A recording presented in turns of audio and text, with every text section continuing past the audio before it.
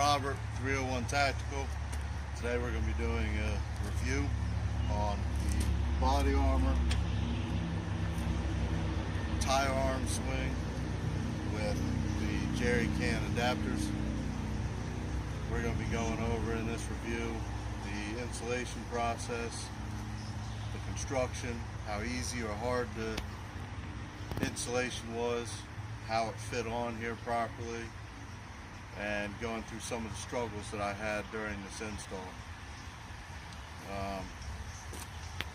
For starters, the construction seems pretty good so far. I've had it on for about 2 days now. I ordered it over a month ago. We'll get into those issues a little further in the video.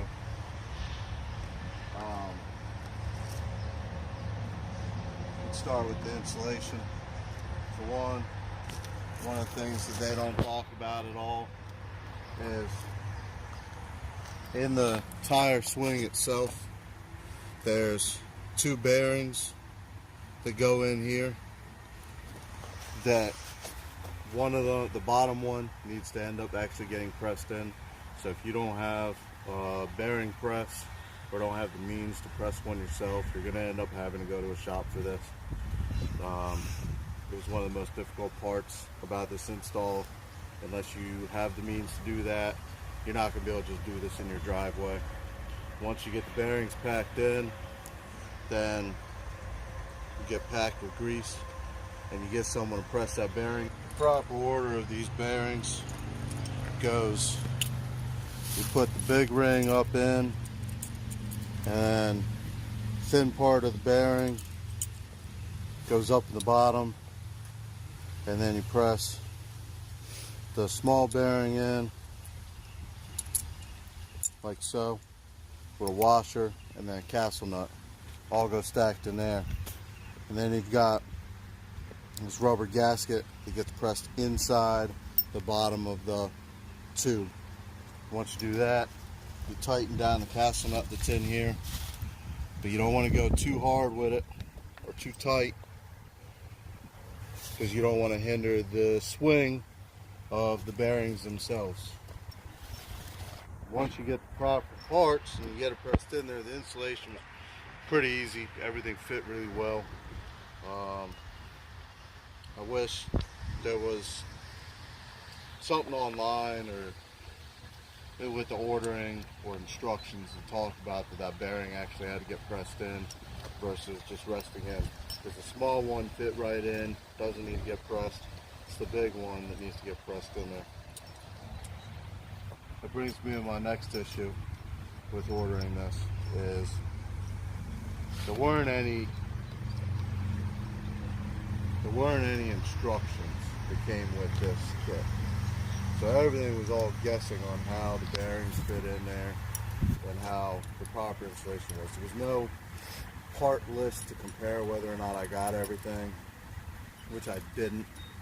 I actually ended up having to call several times and get different things shipped out to me as I was in the process of shipping this, and there were just a lot of issues with all that. The next issue I ended up having with all this is actually my bolt pattern isn't correct. After I called Body Armor on this, they're supposed to be sending me out a new one. If it wasn't for the fact that I have a universal tire on here and I have holes everywhere to where I could force this to work, but the plate that actually bolts onto this tire is for the Tacoma package and not the Jeep JK. When I called Body Armor, they actually admitted to me that they knew that there was an issue with the production of this one line of production, that the Tacomas got the JKs and the JKs got the Tacoma plates. They knew it was an issue. It bothers me that it wasn't a corrected issue, and that when I called them up, they knew exactly what was wrong. So, but they have been cool so far. I called up Body Armor directly. They're supposed to be fixing this. I emailed them my confirmation of purchase. So hopefully here shortly I'll have the correct mounting bracket and that'll be fixed. Moving on to the jerry can adapters here. Once again, one of the things I really like about body armor is the construction. The metal itself is real solid metal. The welds are real good welds. Everything seems pretty good. But again, I had another issue where I ended up having to go out and buy some new bolts. These are the 10 millimeter by 1.50 by 25 millimeter bolts. I was supposed to receive 10 of them in the kit. I received 2 of them. So I had to run out and buy some new grade 8 bolts just to even get this to work. So again, missing bolts,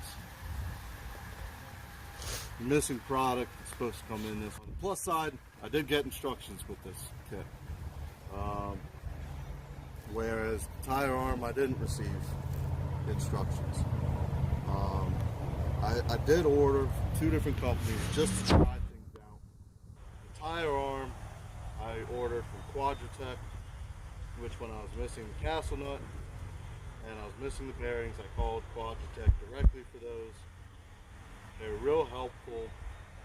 It took them a while to get me the parts. They had to call Body Armor and put in the warranty on it to get me the parts that I needed for this. After first contact for both orders, which were 2 different separate times I had to call them, it was impossible to get back a hold of anyone to give me an answer on this. I never got confirmation that the parts were ordered correctly. And after weeks of calling them every day and not getting any confirmation, one day the castle nut just showed up in my house. And same thing with the bearing kit when they ordered me a brand new bearing kit. It just showed up one day. I never even got confirmation that it was ordered, and it was impossible to get back a hold of the gentleman that I was dealing with on this case. And with Quadratech, which I agree with, but at the same time I don't agree with, there weren't any notes put on my account, and no one else would talk to me except for the gentleman that I originally talked to on this. That to me is a slight issue, because I never could get back a hold of the gentleman that I was dealing with on this case. They kept telling me he was out of the office. They'd leave him a note. He'd give me a call later that day, give me a call the next day. I never received those calls. As far as the bearing kit, he did end up sending me an email instead of calling me with a tracking number for the bearings that never worked. And when I reached out to him, that the tracking number never worked, and I don't know when I'm receiving this stuff, I never got a response, and they just showed up one day. It took about 2 weeks for me to get a castle nut. It took about a week for me to get the bearings. Once all that got done, we were fine. I ordered the jerry can adapter from actually Walmart.com. The issues I had with them, I went straight to Body Armor for. I didn't bother dealing with customer service with Walmart.com because it was through a third party through their website. Shipment of these jerry can holders. It takes 4 bolts up top here, and then it takes another bolt down here. The holes for this bolt didn't actually line up properly. I had to force the bolt through the hole because it was off center a little bit, and then I never could get it tight enough to get the gap filled. This side's even worse.